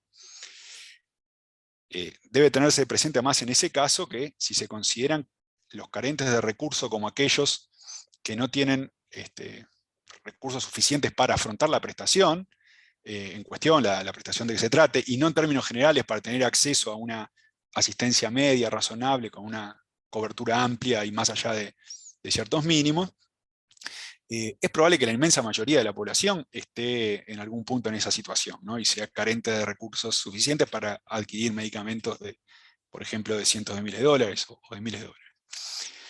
No tiene entonces el Estado margen para realizar un análisis de costo-eficacia y legislar o reglamentar en materia de salud pública en atención a otros bienes y derechos que también concurren. El dilema me parece realmente difícil de resolver. No sobre la existencia de un derecho subjetivo perfecto, creo que existe, sino sobre su alcance, su delimitación. Y me parece especialmente difícil de responder porque, bueno, después, si uno se pone en los pantalones de los jueces y se encuentra con sujetos de carne y hueso que afligidos por enfermedades verdaderamente complicadas y bueno, es muy difícil poder pensar con frialdad en esas posiciones, ¿no? La posición de la jurisprudencia, como mencioné, viene zanjando esta discusión, estas interrogantes, en el sentido de considerar que una vez recetado un medicamento o un tratamiento por un médico, si se acredita la carencia de recursos suficientes para afrontarlo, por la vía del artículo 44 tiene un derecho subjetivo a la prestación por parte del Estado. Sin más. Para terminar con el primer punto propuesto, y prometo que el segundo va a ser mucho más breve, faltaría mencionar otros artículos constitucionales que refieren a la salud. El artículo 38 establece la salud como una de las razones de delimitación del derecho de reunión. El artículo 54 refiere a la higiene física y moral que la ley tiene que reconocer en las relaciones de trabajo. El artículo 61 establece el estatuto, al prever el estatuto de los funcionarios, establece que debe prever la licencia por enfermedad. El artículo 67 incluye entre las prestaciones de seguridad social los subsidios por enfermedad. Y el artículo 186 establece que los servicios de salud pública no podrán ser descentralizados en la forma de ente autónomo, de lo que se sigue que deben estructurarse directamente desde el Poder Ejecutivo o a través de un servicio descentralizado. Realizadas estas consideraciones sobre el marco constitucional, sin perjuicio de lo que surja después, eventualmente al discutir y generar una instancia de intercambio, bueno, ahora tomo finalmente para cerrar la bandera de los desafíos, tímidamente, simplemente para apuntar algunos problemas bastante evidentes, y como comentario general, sin perjuicio de los todavía persistentes problemas de justiciabilidad de los derechos sociales, creo que es imprescindible pensar la protección no solo en términos jurisdiccionales ante vulneraciones puntuales, sino antes, en el diseño de políticas, presupuesto y asignación de recursos, con prioridades y asegurando mínimos. Los primeros desafíos entonces podrían ser los que tienen que ver con la inequidad y la escasez de recursos y el acceso a la salud, concretamente a tratamientos, vacunas y medicamentos. Creo que en el caso de Uruguay, afortunadamente, el sistema de salud es inclusivo y obviamente puede mejorar, pero ofrece una cobertura considerable, incluso en supuestos de complejidad y alto costo a través del Fondo Nacional de Recursos, ¿no? Claro que a veces con omisiones, en fin, que han llevado a que por la vía de amparo se terminan bueno, otorgando o accediendo a algunos que demoraron en ser incluidos, pero en términos generales creo que el sistema es bastante completo, ¿no? No es infrecuente que el Estado tenga que subsidiar y en ocasiones rescatar a prestadores de la salud, o sea, hay problemas financieros en el manejo de la salud, pero en términos generales creo que se encuentra adecuadamente protegida. Pero, de todas formas, la dificultad en la financiación de los derechos, el problema del costo de los derechos, que suele presenciarse o presentarse de manera más pronunciada en los sociales, aunque no exclusivamente en estos casos, ¿no? Bien advirtieron Sunstein y Holmes que hay un prejuicio un poco en eso, ¿no? Pero siempre está latente el problema del costo de los derechos en los estados subdesarrollados y por supuesto no deja de ser un problema. Y acá prendo una alerta en el sentido que la interpretación amplia del derecho a la gratuidad de los medios de prevención y asistencia del inciso final del 44, que bueno, que no ha resultado en una crisis ni nada que se le parezca de momento. Bueno, en momentos de dificultades económicas y considerando además la asimetría en el acceso a la justicia, puede efectivamente resultar en una vulneración de derechos mayor que la que eventualmente se quiere asegurar. Entonces, vuelvo un poco con esto porque es verdaderamente complejo, ¿no? La pregunta sobre el alcance del derecho, este derecho a la gratuidad, no deja de ser muy importante. Insisto con estos cuestionamientos, no existe bajo la Constitución uruguaya un derecho absoluto a acceder a los medicamentos más caros, por todo aquel que lo requiere no pueda costearlo. Es posible establecer por ley, desde el otro punto de vista, un paquete de prestaciones integrado por un número menor que la totalidad disponible en el mundo de prestaciones habilitadas, digamos, para propender a una prestación igualitaria y de conformidad con los recursos disponibles, si es que resultan ser especialmente escasos. Bueno, en fin, dejo esas preguntas, ¿no? También es un problema notorio vinculado con los recursos, en conexión con lo que vengo de mencionar, del acceso a los medicamentos por parte de los estados, ¿no? Especialmente los subdesarrollados. Me parece un desafío el de perfeccionar, bueno, esto es un poco onírico, ¿no? Pero no hay que dejar de apuntarlo, los mecanismos multilaterales, de modo de facilitar el acceso oportuno y formas de financiación, ¿no?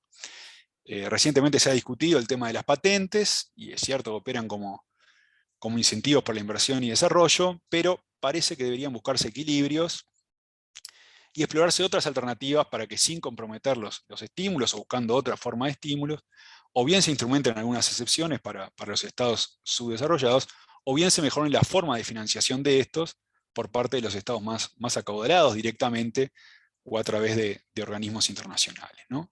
Con la problemática del acceso a la vacuna se constató una vez más la insuficiencia de los instrumentos imperantes.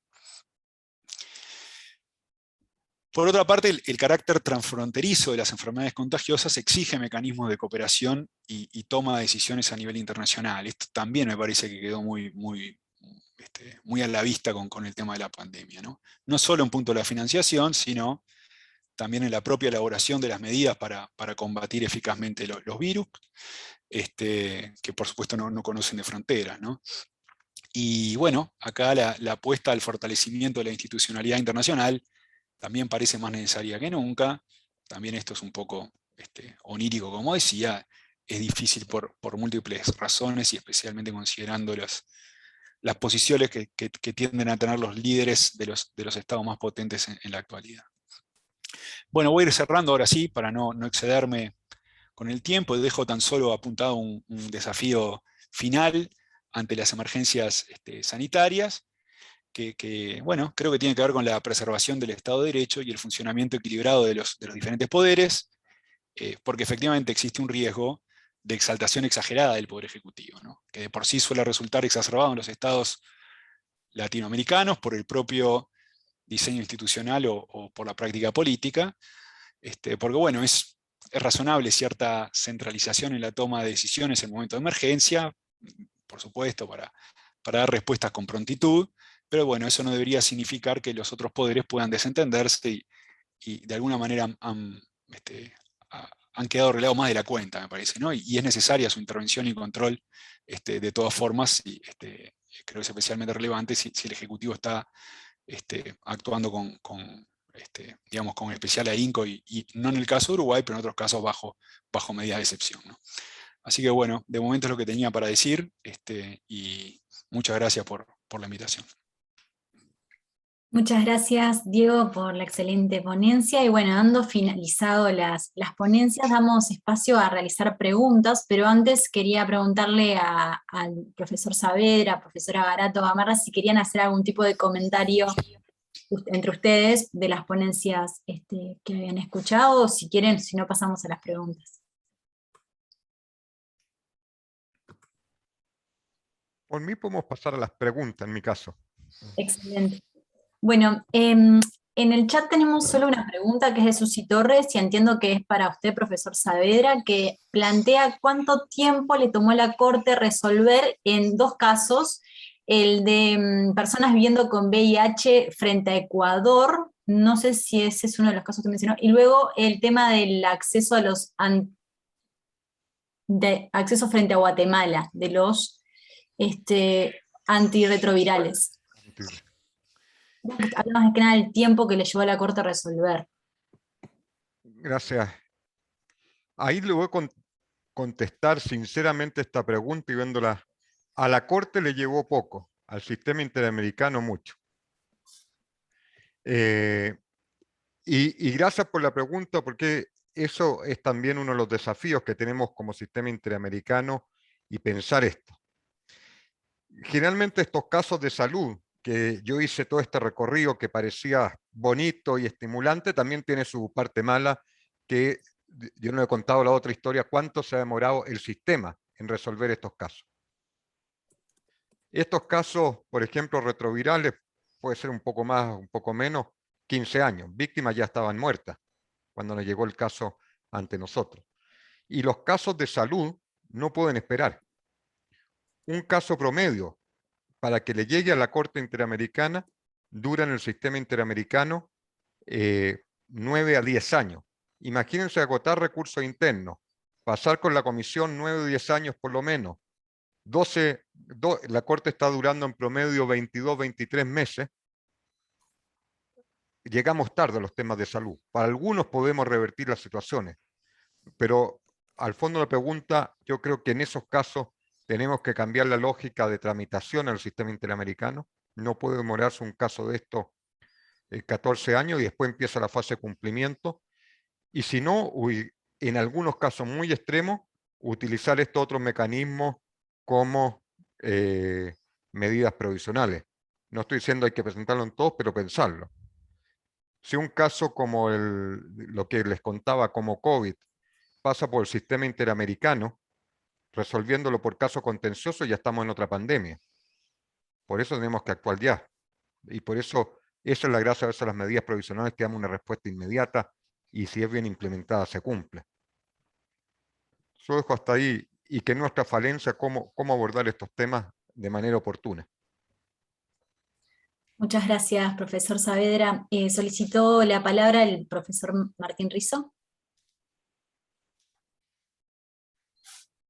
Bueno, mis felicitaciones por la claridad y la profundidad de las tres exposiciones. Especialmente Paula me dejó muy contento, porque en los últimos meses he venido sosteniendo algo en Uruguay y todos los que opinaban distinto a lo que yo decía. Ahora veo que tengo la alegría de tener la compañía de Paula en solitario, pero bueno, es más que buena compañía. Diego, dos o tres comentarios simplemente, ¿no? Respecto a la salud como derecho, veo que coincidís con el profesor Esteban en cuanto a su inexistencia. Yo siempre me he preguntado si el derecho a la salud no está incorporado o no surge o no está comprendido en el artículo 7, dentro del derecho a la vida.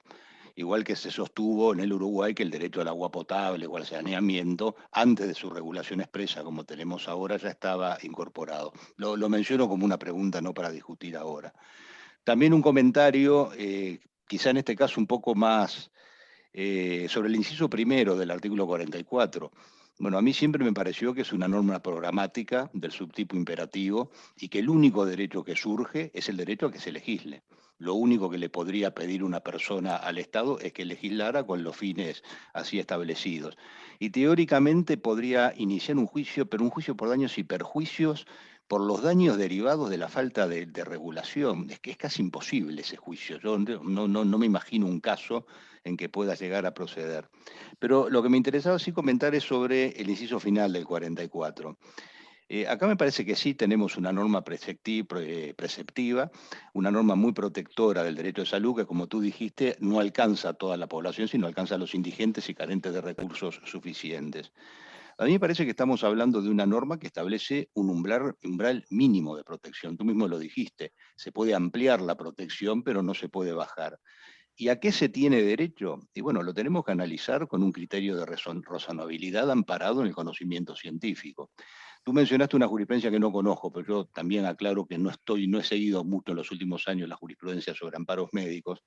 En general, en la época que litigué amparos médicos, lo que se le acreditaba al juez era, bueno, la enfermedad, el tratamiento prescrito por el médico que ese fármaco era considerado tratamiento en primera línea por la FDA y por la EMA, y normalmente había algún profesor de la Facultad de Medicina de la Universidad de la República que también declaraba.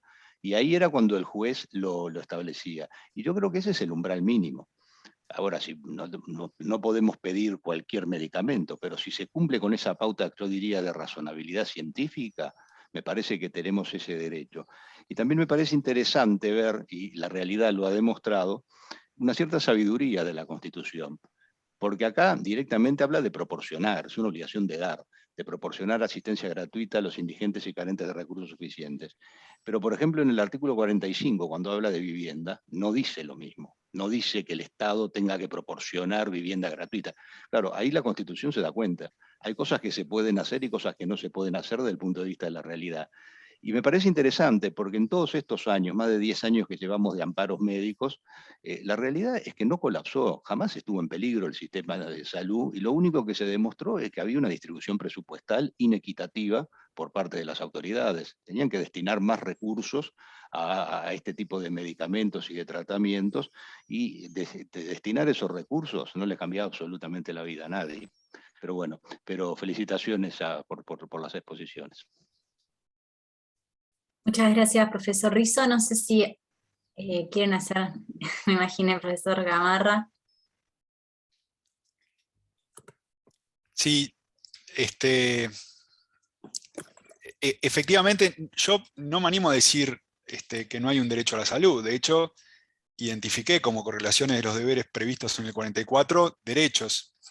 Por lo menos hay un derecho a la gratuidad de prestaciones para los carentes de recursos suficientes o indigentes, que es muy contundente. Entonces, con ese alcance efectivamente lo hay. Y hay un derecho en un sentido fuerte, ¿no? Un derecho subjetivo perfecto.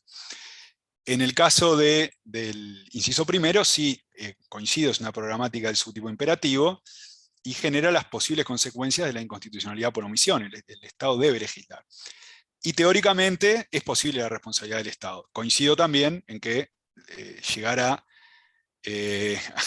hacer un análisis de causalidad para derivar el daño de esa, en fin, falta de legislación, por ejemplo, porque no se previó el registro de medicamentos para determinadas prácticas, aunque tenga recursos para poder afrontarlo, pero no puedo acceder porque no se importa, porque el Ministerio de Salud es omiso, o porque la legislación no previó la posibilidad de registrarlo. Bueno, ahí eventualmente podría tener un caso de responsabilidad. Es bastante teórico, pero creo que funciona. Y como toda inconstitucionalidad por omisión, hay que ver hasta dónde se llega con la posibilidad de suplir, digamos, por el juez para el caso concreto ante la ausencia de legislación. Que bueno, esa es una cuestión bastante osada, pero creo que de alguna manera bueno, no es descabellado de sostener, ¿no? Y bueno, no me animo a decir otra cosa, repasando las posiciones de Cassinelli, que seguro Eduardo lo tiene más. Cassinelli fundaba la existencia de un derecho a la salud en el 72, no en el 7, lo cual me llamó la atención. Sobre el no insistir con lo del 7, bueno, porque si se refiere a la vida, bueno, ¿por qué mencionar que hay un derecho autónomo a la salud cuando específicamente se protege la vida? Es una construcción un poco, es posible, a veces si es necesario y estratégicamente sirve como interpretación hacerlo, bienvenido sea, pero no voy a inventar que existe un derecho a la salud adscrito a la vida cuando tengo una regulación específica en el 44 de la temática de la salud. Ante la ausencia podría ser, digamos, pero me parece que no funciona. Y por ese mismo argumento me parece que el anclaje en el 72 que propone Cassinelli no me convence. Es decir, pues en el 72, bueno, se refiere a los derechos más allá de los expresados o de los enunciados, pero estos están específicamente considerados y tratados, entonces no tengo por qué acudir a abrir por esa vía, digamos, el ingreso eventualmente a otros. Bueno, era un poco lo que quería apuntar.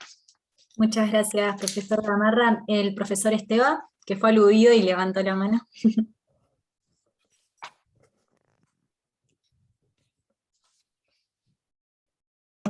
Profesor, no lo escuchamos. Tampoco. Ahí. ¿Así? Ahora perfecto, sí. Bien. Decía mis calurosas felicitaciones a los tres expositores. efectivamente, como dijo Estefanía, en la medida en que Martín me mencionó, me gustaría hacer alguna precisión. Yo en realidad me ocupé de este tema hace ya unos años, en la ponencia que presenté en el Iberoamericano de Derecho Constitucional que se realizó en 2017 en México. Y claro, no está publicado en Uruguay, está publicado en algún otro país. En líneas generales, yo sigo, por un lado, la opinión de Jiménez de Arechaga, de Justino, en cuanto a vincular el artículo 7 de la Constitución cuando menciona el derecho a la vida, con el derecho a la vida en una situación de salud razonablemente aceptable. Algo similar a lo que decía el doctor Saavedra sobre lo que fue la evolución de la jurisprudencia de la Corte Interamericana de Derechos Humanos en aquella época en aquella primera época que también nos relató. Yo coincido con Cassinelli.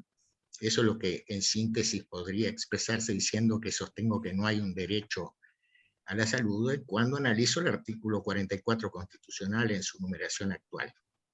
Y esto se relaciona con la vinculación con la previsión del artículo 332 en cuanto a la aplicabilidad inmediata. Alguna vez lo hemos comentado con Diego, incluso en clases años atrás, ¿verdad? Parece claro que el artículo 332 no hace inmediatamente aplicable a los deberes. Me parece a mí claro. Admito que pueda sostenerse otras opiniones. Entonces, en definitiva, yo no tengo una posición tan tajante en cuanto a que no haya un derecho a la salud. Mi interpretación es que del texto del artículo 44 derivan deberes y hay una disposición programática en la mención final, de la cual me ocupé, pero de eso hace muchísimos años, al analizar la Constitución de 1934, que fue la que la estableció. Es un problema muy interesante, me parece, el de determinar cómo se hace aplicable el derecho a la salud, quizá construyéndolo a partir del artículo 7 constitucional. Y coincido con Diego, no me parece que sea necesario acudir al artículo 72 a tales efectos, pero bueno, por otras razones. Simplemente por haber sido aludido a estas consideraciones y reitero la felicitación a los expositores. Muchas gracias, profesor Esteban. Bueno, pasamos a las preguntas del chat. Hay dos preguntas que son para el profesor Saavedra. Ay, sí, está allí. Que las voy a juntar. La primera es de Jean Ramos Paggi, que plantea qué nuevos casos relacionados a la salud y o a poblaciones de especial protección con el contexto de la pandemia se han tratado en el Sistema Interamericano de Derechos Humanos, y en relación, José Guadalupe Veloz Chávez pregunta si hay algún antecedente de enfermedades crónico-degenerativas no atendido por el Estado que la Corte haya resuelto. Gracias, Fernanda. Sobre el primer punto, no, lo único que hemos conocido, al menos en la Corte, son estos dos casos a través de medidas provisionales. El primero, el caso del SLORD, el de los migrantes en el sur de Panamá, y el otro como supervisión reforzada, es decir, respecto al caso de Perú, respecto de personas privadas de libertad y que tenían COVID. Sin perjuicio de eso, sí el Sistema Interamericano ha emitido algunos informes, la Comisión Interamericana, y están en su página web diversas declaraciones para el tratamiento del COVID en diferentes ámbitos, y la Corte emitió una declaración el año pasado, mayo del año pasado, que es COVID y derechos humanos. Eso es, digamos, lo que tenemos sobre COVID, y les recomiendo ver los trabajos de la comisión y las declaraciones y esta de la Corte, pero no tenemos más casos contenciosos. Y sobre casos a futuro, sobre enfermedades degenerativas que estaría conociendo la Corte, está por decidirse recientemente, depende qué tipo de enfermedad, cómo la consideremos, un caso contra Chile, pero yo en los casos de Chile yo me excuso, entonces no sé en qué va, que próximamente están en el resto de este año lo deberían decidir. Hay que ver por qué lado lo van a abordar, que realmente desconozco. Muchas gracias, profesor Saavedra. Belén Hernández, bueno, primero les felicita por las exposiciones y le pregunta a Paula que le parece interesante el estudio que mencionó en su exposición respecto a las escasas menciones en las sentencias de la Suprema Corte de Justicia. Y pregunta si los jueces, en general, no exclusivo de la Suprema Corte de Justicia, comienzan a dictar sentencias estructurales con mandatos razonables para actuar del Estado, ¿podrían de algún modo subsanar las carencias de las sentencias tradicionales e incorporar un nuevo camino para el tratamiento y garantía de estos derechos?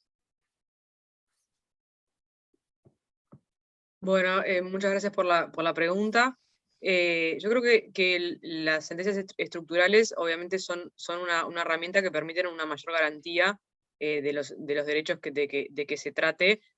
Por supuesto, siempre que estemos hablando de casos que ameriten el dictado de una sentencia estructural. O sea que en ese punto creo que sí, que la garantía puede ser, y la protección puede ser mayor. De todos modos, creo que el problema hoy en día o sea, se debe tanto a un aspecto formal en cuanto a las falencias en el acceso a los tribunales de estos casos específicos, tanto por los problemas de la acción de amparo, como por otros problemas que puedan haber en lo que tiene que ver con lo formal y lo procesal.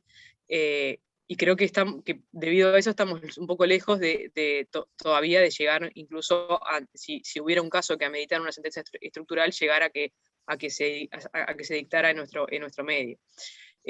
También la escasez en la temática creo que se debe también a un tema de fondo, que es un poco el que abordé, es esa falta de análisis de los casos. Que quizás un caso que no se vea claramente como un caso de derechos humanos, pero que igualmente requiere un análisis que aplique integralmente el ordenamiento jurídico, y eso hace que el caso se dé a partir de la Constitución. Entonces, quizás ante un caso que no se presente como de vulneración de derechos claramente, igualmente creo que el problema está en no hacer ese ejercicio, ese punto de partida de preguntarse cuáles son los derechos que están involucrados en esta situación, en estos hechos que se nos presentan, y partir en el análisis desde ese punto de vista distinto, y no usualmente como son abordados los casos, por eso creo que esa escasez en la jurisprudencia, ¿no? en lo que se vislumbra como no abordado, sobre todo desde el 2010 hasta hoy, creo que tiene que ver con esos dos aspectos, con un tema más que nada formal, pero también con esa falta de análisis desde el preguntarse cuáles son los derechos involucrados y en definitiva desde la Constitución y desde el derecho internacional. Estaba silenciada. Muchas gracias, Paula. Y bueno, por ahora no tenemos más preguntas. No sé si hay alguien que quiera hacer algún comentario más antes de finalizar esta sesión.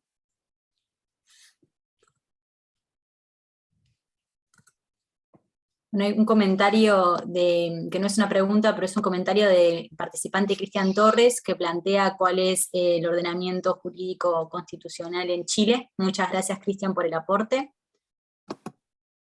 Y bueno, no sé. Paula, sí que yo meto dos elementos un poco escuchando lo que decía Paula sobre cuestiones de carácter estructural. Como ustedes saben, la Corte, uno de los desarrollos jurisprudenciales importantes que ha hecho es el tema de reparación integral. Y muchas de las reparaciones que dicta la Corte tienen una dimensión de salud o llevan una prestación de salud. Y algunas son de carácter estructural, lo que llamamos garantías de no repetición, como evitar hechos que vuelvan a ocurrir en el futuro. Y en estos casos de malpraxis médica, los que no se le informaba a los pacientes cuáles eran sus derechos, etcétera, la Corte le ha ordenado a los estados en diferentes casos hacer campaña sobre cuáles son los derechos de los pacientes.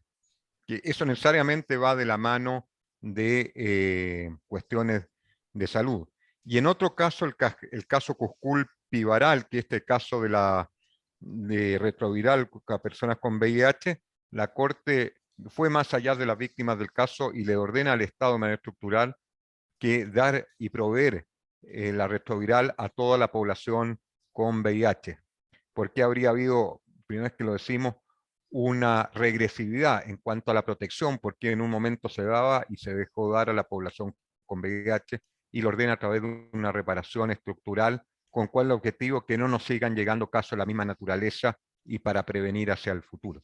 Solo eso, hacerlo porque yo creo que un poco los diferentes juegos que tienen que hacer los tribunales a abordar estos temas, que es un tema muy complicado a la hora de tomar las decisiones.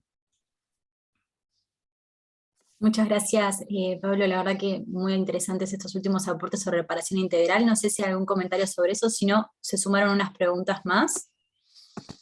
Vanessa Boada pregunta si puede el sistema europeo adoptar la jurisprudencia de la Corte Interamericana de Derechos Humanos para tomar este paradigma con respecto a la judicialización del derecho a la salud de forma directa. No sé si alguien quiere tomar esta pregunta. Para Argelia, me parece la pregunta, ¿no? Es más para Argelia. Bien, y Lourdes Vascari pregunta que teniendo en cuenta la referencia al margen de apreciación del Uruguay que hizo el doctor Gamarra, ¿qué posición tiene sobre este concepto? ¿Qué posiciones tienen los participantes para el sistema interamericano en temas más de margen de apreciación? Lourdes Vascari plantea que sabe que es otro tema, pero aprovecha el espacio. No sé si vamos. Me parece que es para Pablo. Gracias. Es uno de los temas que hay, se discute bastante en el sistema interamericano sobre el margen de apreciación. La jurisprudencia de la Corte Interamericana por lo general no ha desarrollado el tema margen de apreciación y me atrevo a decir es más bien renuente a utilizar el concepto de margen de apreciación a la hora de determinar el contenido de los derechos. Sí, me atrevo a decir el único caso que lo hemos utilizado sin mencionarlo fue el caso Castañeda-Gutman, que es un caso sobre elecciones y participación en procesos de candidaturas independientes.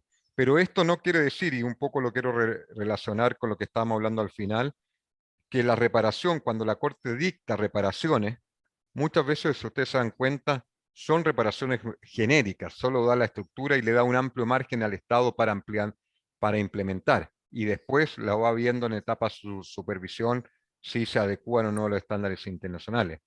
Pero, y en lo personal, ya yo soy de los más renuentes a utilizar el margen de apreciación nacional en el contexto del sistema interamericano, porque generalmente trata de seguir invisibilizando a grupos que históricamente han estado invisibilizados o no atender problemas estructurales de discriminación. Entonces, creo que no hemos tenido la oportunidad de utilizarlo y no lo creo necesario. Nosotros utilizamos otros mecanismos para resolver los test de proporcionalidad, que lo usamos mucho en nuestra jurisprudencia, y otros mecanismos, pero no soy un fan, y lo digo sinceramente, del margen de apreciación nacional. Muchas gracias, profesor Saavedra, por la respuesta. Y bueno, de nuevo, felicitaciones a los 3 expositores de hoy. Fue un espectáculo la noche, así que bueno, nos vemos mañana, damos cierre a la segunda sesión. Nos encontramos mañana, 16 de septiembre, 9:30, de vuelta en este mismo link de Zoom, y vamos a conversar sobre acceso a la justicia y derechos humanos, pero teniendo en cuenta discriminación estructural. En la primera parte van a hablar la profesora Sofía Sagüez y el profesor Claudio Nash sobre la discriminación estructural en el sistema interamericano, y luego expondré yo sobre el tema de discriminación estructural en Uruguay. Así que les esperamos mañana y muchas gracias a todos y todas por participar.